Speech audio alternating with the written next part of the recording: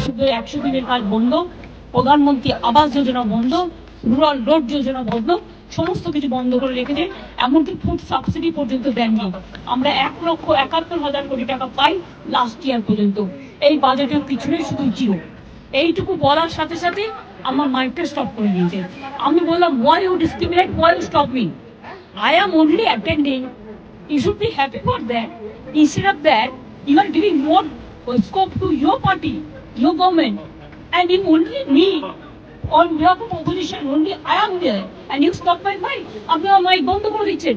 আপনাদের এই বঞ্চনা আমি মানি না, তাই মনে রাখবেন আমি চললাম। सब रीजनल पार्टी का इंसल्ट है।